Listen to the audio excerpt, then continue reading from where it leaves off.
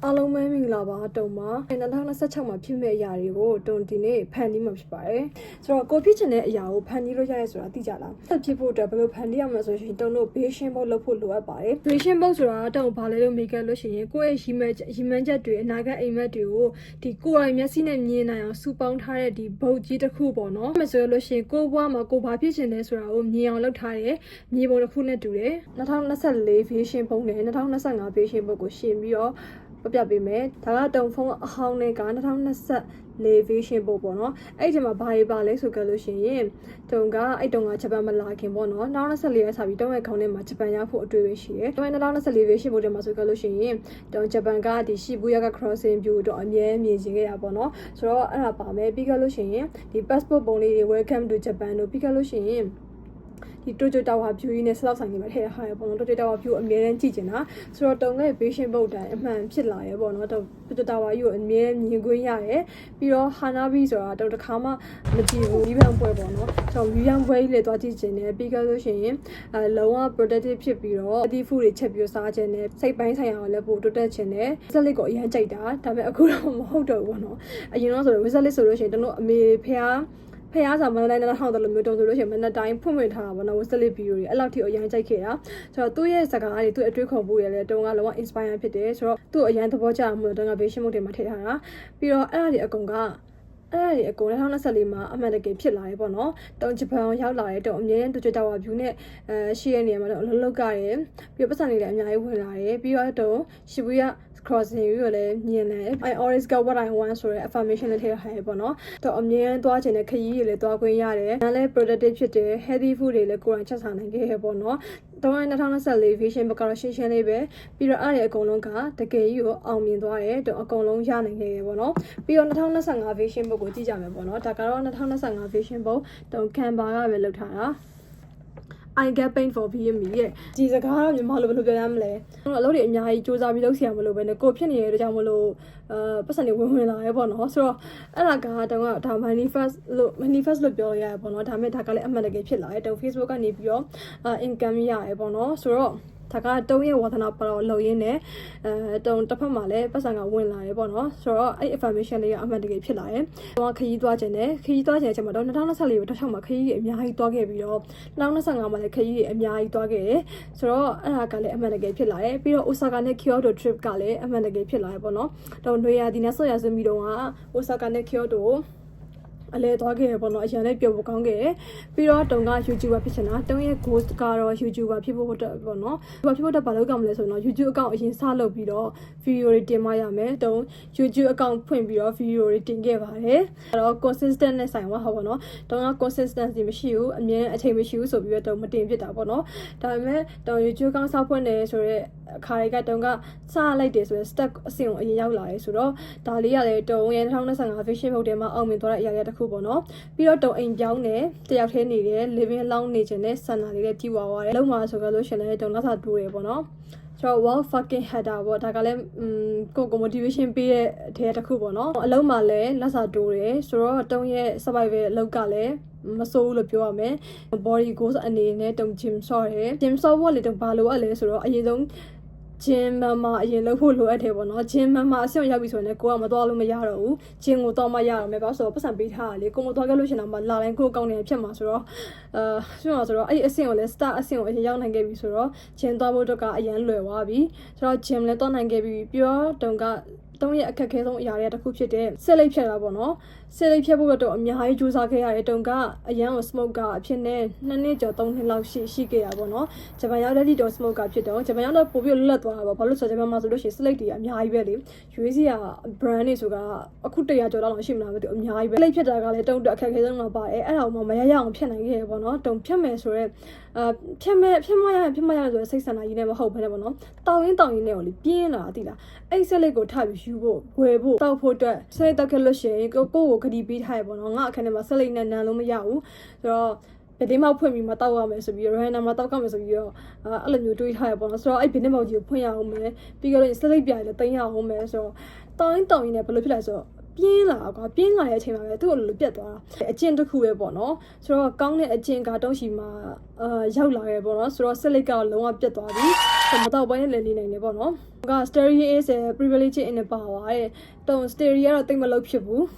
းဒါပေမဲ့တုံဒီနေ့7လပိုင်းမှာတော့ GAPDN တူတော့ဖြေထားရပေါ့နော်အဲ့ result ကတော့မသိသေးဘူးဆိုတော့ဒီ stereo ကတော့တုံနောက်တစ်ချက်မှဆက်ပြီးတော့ဖို့ရှိတယ်ပြီးတော့တုံဘန်ကောက်ခရီးစဉ်ရလဲတုံအချိန်ကို management မလုပ်နိုင်လို့တုံမသွားပြစ်ခဲ့ဘူးပေါ့နော်နောက်နှစ်ထဲမှာတော့ဘန်ကောက်ဒါမှမဟုတ်ရှင် BNN အဲ့လို Asian ခရီးစဉ်တွေတုံသွားဖို့အစီအစဉ်ရှိတယ် Making money is easy for me ရဲ့တုံဝါသနာပါတဲ့ blog တွေရရင်းနဲ့မှာ income ကဝင်လာတဲ့အခါမှာဟာငါတကယ်လုံးနိုင်ပါလား income ကတကယ်ဝင်လာပါလားဆိုရယ်ပေါ့နော်ငါဖြစ်အောင်လုပ်နိုင်ပါလားဆိုရင်စိတ်ကဝင်လာရဲပေါ့နော်အဲ့လိုအတွေ့ဝင်လာနဲ့ငါဘာမှမဆိုဖြစ်တယ်ဆိုရင်အတွေ့ရလဲဆက်ပြီးဝင်လာရဲပေါ့နော်ဆိုတော့ကိုယ့်ကိုကွန်ပြီးပို့ပြီးတော့ motivation တွေလည်းပို့ပြီးတက်လာတယ်လုပ်ချင်စိတ်တွေလည်းအများကြီးရှိလာတယ်ငါဘာမှမဆိုဖြစ်နေတယ်ဆိုရင်အတွေ့ရလဲဝင်လာအဲ့အတွေ့ဝင်လာတော့တအားကောင်းတယ်ပေါ့နော်ပြီးတော့လို့ရှင်တော့ဒါကတုံကရေးသားမရှိရပေါ့တုံရေးသားမရှိရဘယ်လောက်ကြာပြီမှတော့မသိဘူးပေါ့နော်9နှစ်လောက်ရှိရလဲ9နှစ်တော့မရှိဘူး4နှစ်လောက်ရှိပြီပေါ့နော်ဆိုတော့တုံကrelationship တစ်ခုတိဆောက်ရှင်တယ်ပေါ့နော်ဆိုတော့အဲ့ဒါကလည်းစူးစမ်းနေပါတယ်2025 vision ဘောကတကယ်အားရစရာကြီးပေါ့နော်ဖြတ်တန်းခဲ့ရလည်းအများကြီးပဲဒါပေမဲ့တုံအောင်မြင်ခဲ့ရပြန်ကြည့်ရလို့ရှင်အောင်မြင်ခဲ့ရလည်းအများကြီးပဲဆိုတော့2025 vision မှာလည်းတုံအကုန်လုံးကိုဖြစ်အောင်လုပ်နိုင်တယ်အကုန်လုံးဖြစ်လာရဲ့ပေါ့နော်ဆိုတော့တုံးရဲ့ vision ဘုတ်တွေကြည့်မယ်ဆိုကြလို့ရှိရင်အကုန်လုံးကအားရစရာတွေကြီးပဲ2024 vision ဘုတ်မှာထည့်ထားတဲ့အရာတွေအကုန်လုံးလည်းတော့အကုန်ဖြစ်သွားတယ်2025မှာထည့်ထားတဲ့ vision ဘုတ်ထဲကအရာတွေအကုန်လည်းတော့အကုန်ဖြစ်လာတယ်ဆိုတော့2026 vision ဘုတ်ကိုလည်းတော့အရန်ကိုမျှော်လင့်နေပြီရှင်းမလုပ်တဲ့အခါမှာလည်းတော့မဖြစ်နိုင်တယ်မထည့်လို့မရဘူးပေါ့နော်မီလီယံနာကြီးဖြစ်မယ်ဆိုပြီးထည့်လို့မရဘူးပေါ့နော်ဘာလို့ဆိုတော့မီလီယံနာအဆင့်ကိုရောက်ဖို့အတွက်ကိုဘာတွေလုပ်ဖို့အရင်လိုအပ်လဲဆိုတော့ step တွေပဲစပြီးအရင်စဉ်းစားရမယ်အကယ်လို့ကိုကအဲ့လိုမျိုးမီလီယံနာဖြစ်ဖို့ဆိုပြီးတော့ထည့်ထားပြီးတော့ဖြစ်မလာဘူးဆိုကြလို့ရှိရင်ကိုကတိတော့ကိုအတွက်ပို့ပြီးတော့စိတ်ဒုက္ခရောက်တယ်စိတ်တော့ရောက်ကြတယ်ပေါ့နော်တုံတော့အဲ့ဒီအဆင့်ကိုဘယ်လိုရောက်မလဲအဲ့ဒီအဆင့်ကိုရောက်ဖို့တော့ကိုပါလိုက်ဘာကြိုးစားခဲ့လို့ရှိရင်ဘယ်လိုလုပ်မယ်ဆိုကြလို့ရှိရင်ဖြစ်မလဲဆိုတဲ့ step ကိုအရင်ဆုံးထည့်ရမယ်ဆိုတော့တုံဒီနေ့2026 vision board ကိုလုပ်ဖို့အတွက်အရန်ကိုရင်ခုန်နေပြီဆိုတော့အကုန်လုံးတုံနဲ့အတူတူ vision board အတူတူလုပ်ရအောင်ဒါကတော့တုံရဲ့ vision board လုပ်မဲ့ day 2ပါဆိုတော့ဒီနေ့ကတုံဘာဖြစ်ချင်လဲနောက်တစ်ချက်မှာတုံဘာလုပ်ချင်လဲဆိုတာကိုတုံဒီနေ့စဉ်းစားပြီးတော့ခြာရေးပြီးတော့ပုံလေးတွေရှာပြီးတော့ပုံသားထုတ်မယ်နေပေါ့နော်ခေါင်းထဲမှာစဉ်းစားမိရပေါ့နော်တုံပထမဆုံးဘာဖြစ်ချင်လဲဆိုတာတုံက YouTuber ဖြစ်ချင်တယ်တုံငယ်လေးကဖြစ်ချင်ခဲ့တဲ့အိမ်မက်ပေါ့နော်2025မှာလည်းတုံ YouTuber ဖြစ်ဖို့အတွက်vision board တွေမှာထည့်ထားတာရှိရပေါ့နော်ဆိုတော့2026မှာတုံအဲ့ကိစ္စကိုအကောင့်ထဲပုံအောင်လုပ်မယ်ဆိုဒီကလို့ရှိရင်တုံက YouTube ရိုက်ခဲ့လို့ရှိရင်တုံကအခုဆိုမြန်မာလိုပြောရပေါ့နော်ဒါပေမဲ့တုံကတက်ဆင့်တက်ပြီးတော့ international ဘက်ကိုပါအောင်မြင်လုပ်ချင်တာမဟုတ်လို့တုံအင်္ဂလိပ်စာကိုပြန်ပြီးတော့လေ့လာရမယ်ဆိုတော့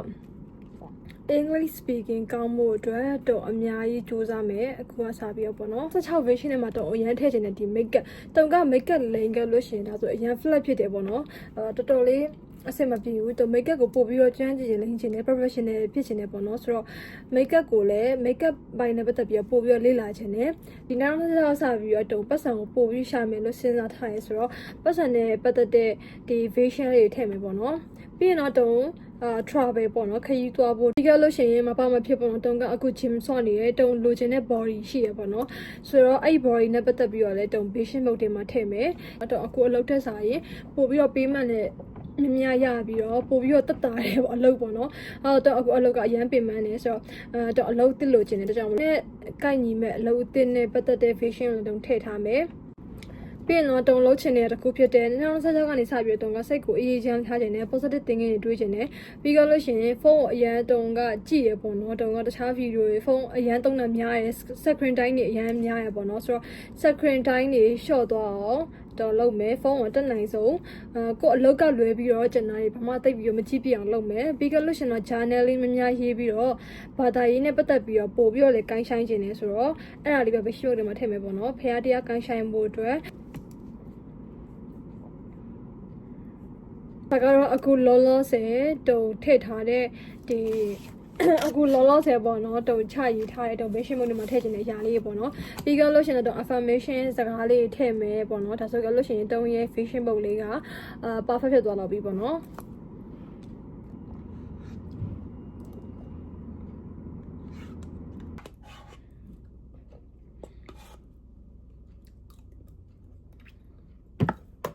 ်တုံကို vision book ကဘယ်လိုလောက်ကလဲလို့မေးရပေါ့နော်တုံကအရင်တော့2024က vision book ကို2025 vision book ကိုတုံကံမာနဲ့ပဲလောက်တာဒီလိုလေးပေါ့နော်လောက်ကဘာမှမခတ်ဘူးပုံလေးရွေးပြီးတော့အဲ့လိုမလိုက်ထည့်လိုက်အောင်ပဲဒါမဲ့တုံကဒီတစ်ခေါက်ကျတော့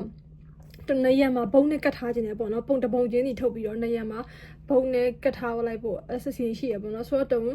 ပုံလေးရွေးတော့ပြီးခဲ့လို့ရှိရင်ပုံနဲ့အကုန်လုံးကိုတောက်ကူးလိုက်ပြီးတော့မှဘုတ်မှာပေါ့နော်ဒီတိုင်းဆန်းနေပြီဘုတ်အကြီးတစ်ချက်တော့ဝယ်ပြီးတော့လိုက်ကတ်လိုက်မယ်ပေါ့နော်ဆိုတော့အားလုံးပဲ2026 vision book ကိုလောက်ဖို့တော့တိုက်တွန်းခြင်းနဲ့ vision book လောက်ထားမှာကိုဘာဖြစ်ချင်လဲဆိုတာကိုတေချာမြင်ရတယ်ပေါ့ vision book ကိုဘာတော့ကြောင့်လောက်ကြလဲဆိုကြလို့ရှိရင်ကိုယ့်ရဲ့ goals ကိုကိုကမြင်နေရတဲ့အတွက်ကြောင့်မို့လို့ focus ပိုရှိလာတယ်ဒါကငါဖြစ်ချင်နေရပဲဒါငါသွားချင်တဲ့လမ်းကြောင်းပဲဆိုပြီးတော့လမ်းမပြောက်တော့ဘူးအဲ့တော့ကိုဘာလို့ချင်လဲဆိုတဲ့အမြင်ကပိုပြီးရှင်းလင်းလာတယ်တုံဆိုကြလို့ရှိရင် YouTuber ဖြစ်ချင်လာတယ် YouTuber ဖြစ်ဖို့အတွက်ဘာတွေလောက်ကမလဲဘာတွေလုပ်ဖို့လိုအပ်လဲဆိုတဲ့အကောင့်ထဲမှာအဲ့အတွေ့ပဲရှိမယ်ပေါ့နော်ကျန်တဲ့အတွေ့အများဆွချက်ခတ်မနေတော့ဘူးလိုချင်တဲ့အရာကိုပိုသိလာတယ်ပိုပြီးတော့ရှင်းရှင်းလင်းလင်းမြင်လာရတယ်ပြီးတော့အလွယ်တကူအလေးချင်းကောင်းတွေတိစောက်နိုင်တယ်တော့အင်္ဂလိပ်စာကိုပိုပြီးတော့ကျွမ်းကျင်ချင်းပြောနိုင်ဖို့အတွက်အင်္ဂလိပ်စာစကားအင်္ဂလိပ်စာလေ့လာမှရမယ်တော့ basic အခြေခံစာလေ့လာမယ် grammar ကိုလေ့လာရမယ် vision book လုပ်ဖို့အတွက်တော့လေအချိန်မရှိဘူးတို့အဲ့လိုမျိုးဘာလို့လောက်ကမှလဲဒါကအပိုတွေပါလို့ပြောတဲ့သူတွေလည်းရှိကောင်းရှိနေလိမ့်မယ်ဒါကတော့ကိုယ့်အယူနဲ့ကိုယ်ပဲပေါ့နော်နောက်24လေးတွေကစပြီးတုံးက vision book လုပ်တယ်အဲ့ဒီအချိန်ကစပြီးတော့တုံးဖြစ်နေတာကြီးမှန်တယ်များအကုန်ဖြစ်လာတယ်နောက်25မှာဆိုလို့ရှိရင်တုံးကကိုယ့်ရဲ့ goals ကိုမြင်ရအောင် vision book တစ်ခုလုပ်တယ်ပေါ့နော်အဲ့မှာဆိုလို့ရှိရင်တုံးကကိုဖြစ်ချင်တဲ့တက်ကကိုအများနဲ့မြင်နေရတဲ့အတွက်ကြောင့်မလို့ကိုဖြစ်ချင်တာဘာလဲဆိုရှင်းရှင်းလင်းလင်းသိတယ်အဲ့ဒီလမ်းကြောင်းတိုင်းနဲ့သွားရဲပေါ့နော်2026မှာဆိုကြလို့ရှိရင်လည်းတုံဖြစ်ချင်တဲ့အရာတွေရှိတယ်အဲ့ဒီအရာတွေကိုလည်းတုံလုံးနိုင်မယ်လို့ထင်တယ်အဲ့ဒါကိုလုံးနိုင်ဖို့အတွက်ကတုံကလမ်းမပြောက်ဖို့လိုတယ်ဆိုတော့တောင်းရဲ့လမ်းကိုတေချာသိရအောင်တုံဘယ်ကိုသွားချင်လဲငါရဲ့ရီမန်းချက်ကအစတွေကဒီလမ်းပဲဆိုလို့ရှိရင်ခေါင်းထဲမှာဘာမှအတွေးတွေတခြားအတွေးတွေတွေးမနေဘဲနဲ့ပုတ်ချင်တာကိုကိုလင်းလင်းရှင်းရှင်းလင်းလင်းမြင်နိုင်ရအောင်တုံက vision book ကိုလုပ်တာဖြစ်တယ်ဆိုတော့အကုန်လုံးကလည်း vision book လုပ်ဖို့တိုက်တွန်းခြင်းနဲ့အချိန်မရှိတဲ့သူတွေကြောင့်အဲ့လိုမခက်ဘူးပေါ့နော်ကိုဘာဖြစ်ချင်တဲ့ရင်ချရေးပြီးကြလို့ရှိရင်ကိုလိုချင်တဲ့ပုံလေးရှာအဲ့ဒါလည်းတုံတို့အချိန်အရန်ပေးစရာမလိုဘူးတုံတို့ရထားပုံမှာလည်းလုပ်လို့ရတယ်ထားနေတယ်လုပ်လို့ရတယ်ပေါ့နော်အချိန်ရှိကြလို့ရှိရင်ပုံလေးရှာလိုက်ဦးမယ်ဆိုတော့ပြီးကြလို့ရှိရင်တုံတို့ပုံမကူးချင်ဘူးပုံကူးဖို့ကအလို့ဆိုလို့ရှိရင်တုံတို့ digital သုံးလို့ရတယ်ပေါ့နော်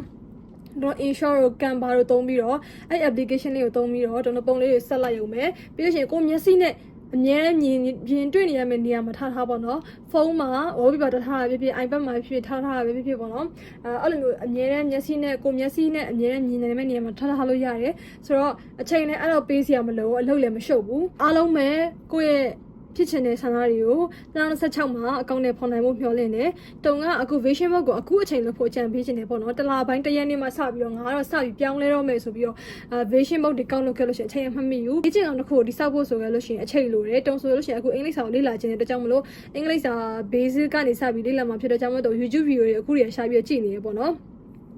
ပြီးကြလို့ရှိရင် YouTube တက်ဆိုလို့ရှိရင်တုံကဗီဒီယိုတွေ edit ပို့ပြီးကောင်းဖို့အတွက်ကတော့အမြဲလေ့လာနေတယ်ဆိုတော့အလေးချင်းကောင်းတစ်ခုကိုဒီဆောက်ကျင်ကြလို့ရှိရင်ဒီအချိန်အကောင်းဆုံးပဲအခုအချိန်ကစပြီးဒီဗီဒီယိုကြည့်တဲ့အချိန်ကစပြီးတော့ vision book ထားလုပ်ဖို့အတွက်တုံကအကြံပေးချင်ပါတယ်ဆိုတော့အားလုံးပဲ2026ကနေစပြီးတော့ကိုဖြစ်ချင်တဲ့အိမ်မက်တွေကို6လမ်းနိုင်ပါစေအကောင့်နဲ့ဖော်နိုင်ပါစေလို့တုံကဆုတောင်းပေးပါတယ်ဆိုတော့နောက်ဗီဒီယိုပြန်တွေ့ကြအောင်မလို့တတာ